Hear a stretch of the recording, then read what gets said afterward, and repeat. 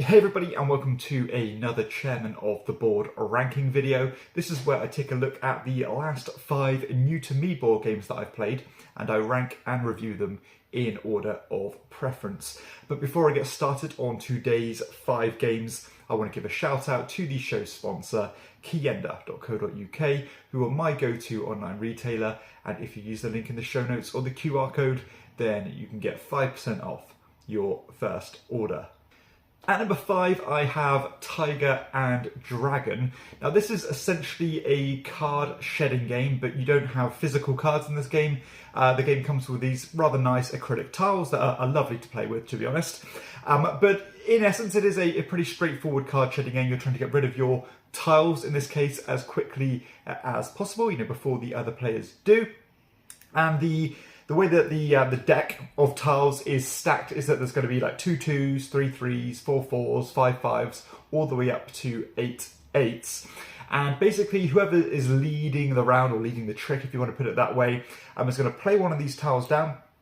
And then in player order, clockwise order, the players will have an opportunity to jump in and block that by playing a matching value tile. So if I played an 8, then my opponent could play an 8, and if nobody else plays an 8, then they could kind of lead the next trick and go from there.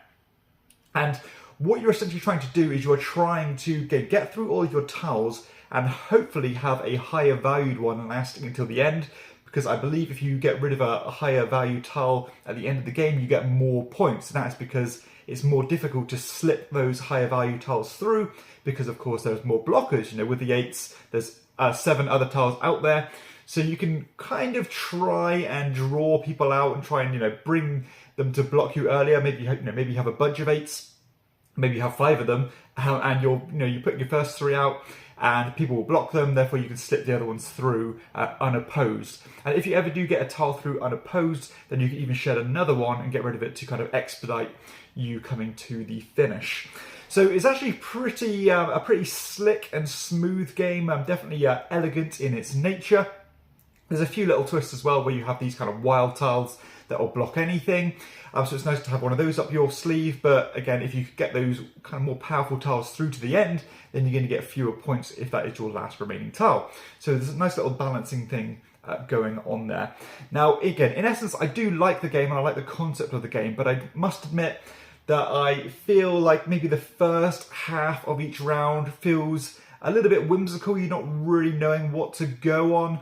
It just feels like you're just kind of rolling with it and just seeing what happens. And then when it gets closer to the end, maybe you can use a bit more, intelligence to try and play these tiles in a relative order to try and again slip those high value tiles through until the end. So, it's a pretty quick game and it takes around 20 minutes, which is, again, it's fine. I just would have liked, I prefer these shedding games where every single decision matters. And yeah, you can certainly argue that it does in this game. But for me, I just failed to find or to kind of really see where the meat on the bones was with this game. And I think I might be missing something. I definitely want to go back, revisit this one to see if there are more layers here that I'm not quite latching onto yet. Obviously, this is a very highly revered game, very highly respected. So maybe it is on me that I'm missing something. But I kind of feel like it just doesn't really matter until the end, which is a bit of a shame, really. So it kind of feels like you're playing for no reason for 3/4 of the game. But hey, again, I think this is on me. I want to play it some more to see if I am missing something. But in terms of the gameplay mechanisms, I think it's clever. And again, I just need to go back and really see if there is more meat on the bones there for me to latch onto. So that is Tiger and Dragon at number 5. At number 4, I have Vegas Strip. So this is a small box filler game. It's a bidding and bluffing style game where you and your opponents are betting on these different casinos. Half of these casinos are going to be rigged and half of them are going to be standard. And basically the difference between that is that the rigged casinos will only pay out to the highest bidder, and the other ones, the highest bidder will be disqualified from winning. And of course the twist on this game is that everybody has a piece of the puzzle, so each player will have a personal rigged casino and a personal non-rigged casino. But of course, again, not everybody knows what you know and you don't know what they know. And turn by turn, each person's placing one of their little bidding tokens down, and you are trying to wean information or use deduction to work out what casinos could be rigged, what could not be. And there are different tools you can use to do that. So for example, with your own rigged casinos, you cannot put your highest bid token down. So of course you can use that to your advantage to try and work out what other players are placing their highest tokens on. Of course you want to try and lure your opponents into putting their high bid tokens onto your non-rigged casinos, because they're going to get disqualified from winning that casino. So it's all a bit kind of, a bit head games, kind of feeling out process, and just bidding and bluffing, trying to lure people into traps. Now there are a few additional wrinkles to the game because each casino is assigned one of these character cards that will mess with the cool rules. So for example, one might say, well, you cannot use your 4 bidding token here, or if you come here first, then you'll get a bit of a bonus, and so on. And there's a good amount of these different cards that come with the game too, so there's some good variability there. Now the game itself has a bit of a strange rule when it comes to player counts, because if you are playing with more than 3 players, you actually play in kind of pseudo teams where you and another player will know where the fixed casinos and the non-rigged casinos are of your type. So again, I'm not sure if that adds much really. I think I personally prefer this at 3 players, where each player is kind of fighting for their own sake and not for anybody else. It just seems to muddy the waters a little bit. But all in all, it's a nice game. I kind of struggle to see where the real autonomy is in here. It kind of feels like you're just not really using any concrete information to work out where things could be. And normally for the first few placements, you're kind of just going with whatever. And then when you start seeing those final few placements, you might, the penny will drop and you realise where you've gone wrong because you've clearly been lured into a trap or you've placed your tokens in the wrong place. And for me, it just felt a little bit too fluffy, a little bit too whimsical. And again, it just didn't really feel like you were latching onto any core mechanisms or using any intelligence to use your bids. And when you do use that intelligence, it's too late because you've already committed to certain things. So, I tend to like these bluffing style games. I think this is a strong example. I don't think it's the best, but it's fast at least. It scales relatively well. And if you like games like The Bonk, this does a very similar thing, but a lot faster and smoother. So yeah, it's fine. I think there's going to be an audience for it. It looks lovely. It's got vintage Detroit artwork, nice production, but I don't think there's enough game there for me personally. So I love the concept, gameplay, a little bit weak. That is Vegas Strip at number 4. At number 3, I have Regicide. So this is a cooperative card game that uses a standard deck of cards as your components, and you are trying to work with your teammates to try and fight through the kind of royal ranks of each suit of cards. So you need to beat the Jack, King and Queen of spades and clubs and hearts. And if you do all that, then you will win the game. But to do that, you have to very carefully manage your hand of cards. And what you're going to be doing is on your turn, you're going to be playing one of your cards or passing. And when you play one of your cards, the number is going to chip away at a number of health points, depending on which royal card you are fighting. The higher the rank, the kings come with more health and they also do more damage. But not only are you using your cards for the numerical value, the suit that you're playing is also very important because each one has their own unique ability. So I can't remember which one's which, but one suit will let you draw more cards. One will let you take cards back from the discard pile, which is very important because that deck of cards and the discard pile is essentially your team's health. So getting cards back is very important. One of them will double the damage you issue, and the other one will basically reduce the damage that the bad guy is going to hit you with. So it's all about trying to use the cards at the right time. And additionally, there's this very nice little wrinkle where if you, I think, spot on kill the enemy, to the exact health point, then you'll actually add that card to your deck, which is a very strong tool to have when it comes up. So I was very impressed with how creative this design was, simply using a standard deck of cards. I know this game blew up in terms of popularity a few years ago, and I've heard nothing but good things. And now I've got to play it. I can certainly see why it was so popular. And I'm not normally a big fan of co-op games, but this is super charming. I think it's so cleverly designed, and the designer deserves full praise here through kind of thinking outside the box and basically doing this somewhat kind of dungeon crawler style game with a simple standard deck of cards. So in terms of affordability, you can play this with anything. You can get a deck of cards for 50p. So that's, to me, is so impressive. And it kind of feels like this evergreen game that's been around forever. And, this designer should get full credit for that. And this game should be around for centuries because it is very, very cleverly designed. And I would happily play this one anytime. It's pretty quick. And again, I'm just really impressed with how they came up with such a creative design with so few components.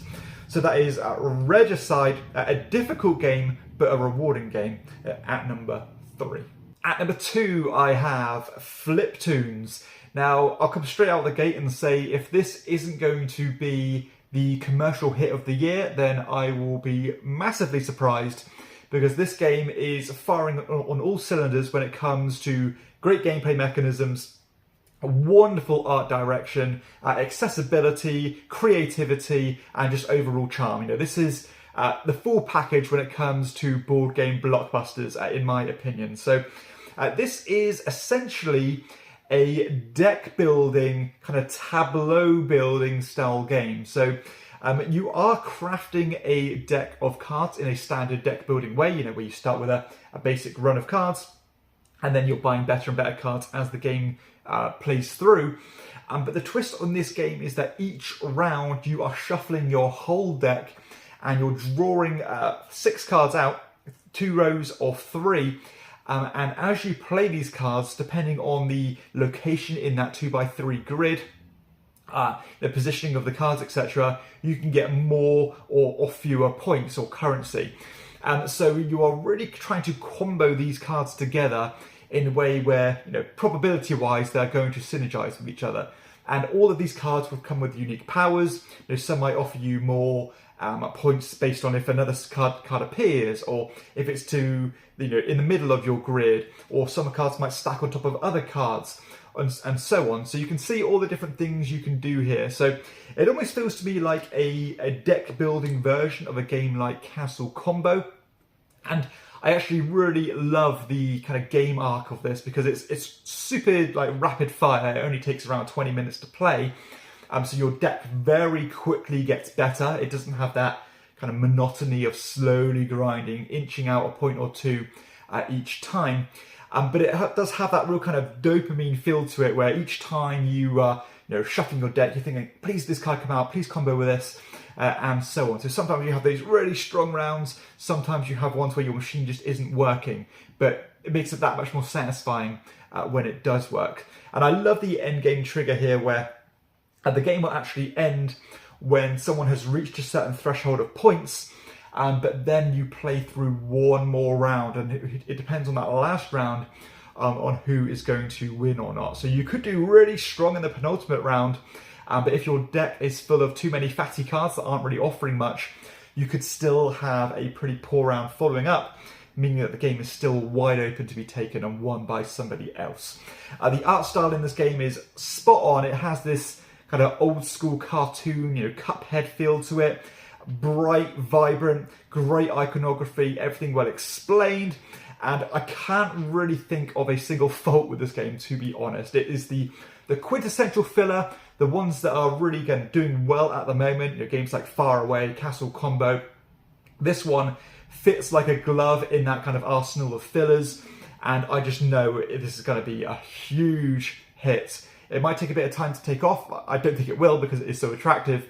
But this one, I have no doubt, is going to be probably the hit of 2025. So not only does it look great, it plays great, and it is a fantastic filler that doesn't have the long, drawn-out deck building feel that a lot of these other deck building games have. And I'll come out and say, look, deck building games are something that I don't get excited by, and there's not that many I'm intrigued by. I've played a load of them over the years, and they all feel the same to me.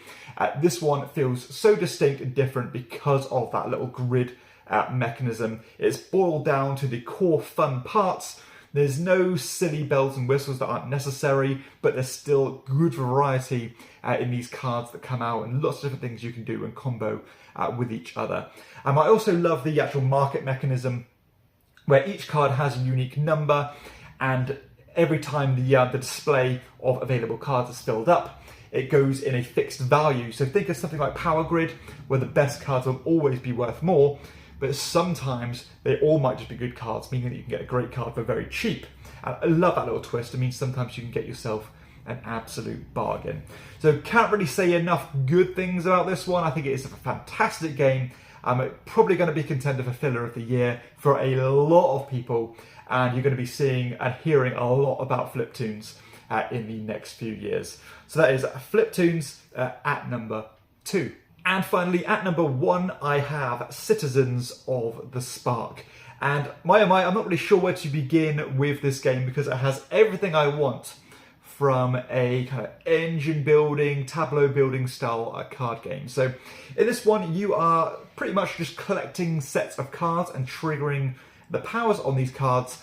But there is so much variety in how these cards work, how they synergize with each other, and how you score points. But let's talk about how the game actually works functionally. So what you're doing is you are drafting a row of cards and adding them to your own personal tableau. And group drafting is something that I really enjoy, because sometimes there's 2 cards that you really want, one that you're not too keen on, but you'll take it. And I also love incentive building, where the cards that you don't take have currency added to them. So if there is a weaker row of cards, eventually there will be that straw that breaks the camel's back, and the build up of points will get so much that someone would be forced to take those cards because it's just too inviting. But once you've taken your cards and added them to your tableau, if you take duplicate cards, you are stacking them on top of each other, which will increase or boost the strength and potency of these individual powers. But the twist is that once you trigger one of these powers, not only will you reap the benefits, going around the table in kind of clockwise order, if your opponents have matching suits of those cards, then they can trigger those cards too. So think of something like, I don't know, Fairy Ring, maybe something like Puerto Rico. You want to be striking when the iron is hot for you and not for the other players. Or even building up an arsenal or wide range of characters, so you passively get to activate your characters when it's not your turn, and your opponent triggers certain characters. And these characters range massively in terms of what they do. Some of them will just score you points based on how many you collect, or endgame scoring, and so on. But a lot of them will synergize with each other in different ways, because they might say, we'll score X amount of points for each one of these symbols you have, or if you have more military symbols than your opponents. And this game comes with I think it's 30 plus different sets of cards, and each game you're only playing with around 10, depending on the player count. So as you can imagine, there are thousands of different options you can play with just by chopping and changing different cards, and that will drastically feel drastically different each time you play. Now the game does come with recommended setups that you can start with, and I must say I would suggest playing with some of those recommended setups, because they're going to be a little bit smoother in terms of guiding you into the game. I know some of them are really straightforward with how they work and have very familiar scoring mechanisms, but as you start embedding some of the more complex characters, it might feel a little bit, or the learning curve might be increased a bit, and it will feel much more gamey and a bit more thinky and complex than those initial setups. But of course you can tailor make how you want these games to be. Do you want this character in? Do you want this character in? Depending on if you want a meaner game, or a complete friendly game, or a set collection game, and so on. So again, the options here are pretty much endless, and I love the idea of each time you play this one, even if you want to do a random setup, the cards might not gel as well as some others do, but it's all about trying to exploit the certain layout of cards and find those little loopholes and the synergies between those cards, and of course trigger them when you are gaining over your opponents. Again, there's so many things I could dig into here. I'm not going to go through all the different sets, but they are so clever in how they work. Some of them will just boost other cards, and some of them are just straight up point scoring. Some of them you're stealing stuff and swapping cards in and out. and so on. Everything you can imagine here in terms of mechanisms. Cannot praise this game enough. You know, this is exactly the kind of game that I like, because there's just infinite replayability. It's easy to set up and play. It only takes around half an hour to play, maybe a bit longer, but it has thick and fast decisions. It's kind of you know, engaging, it's rewarding, and I love those big kind of sweeps of points when you do find those great combos. So for me, undoubtedly this is probably going to be a top 3 game of the year for me. At the moment I think it's standing at number 1. I think that much of it. I think it's a phenomenal design, and if they continue to release just simple sets of cards to add into the game, keeping it balanced, keeping it interesting, the sky is the limit with Citizens of the Spark. And I've not even talked about the design of the game. You know, the actual graphic design is spot on. All the cards are very simple to understand. The rulebook's great because it will explain any kind of side rules that you need to dig a bit deeper into. The artwork is fantastic as you have these kind of anthropomorphic animals and these great grandiose poses and you know, clothing, and it just works. You know, it's firing on all cylinders. It is a brilliant design, and I highly recommend picking this one up if you like the same kind of games as I do, because this is as good as it gets when it comes to an engine building card game. So that is Citizens of the Spark, a well-deserved number 1. So there we have it. That concludes another video. Hopefully you have enjoyed it as much as I have enjoyed talking about these fantastic games.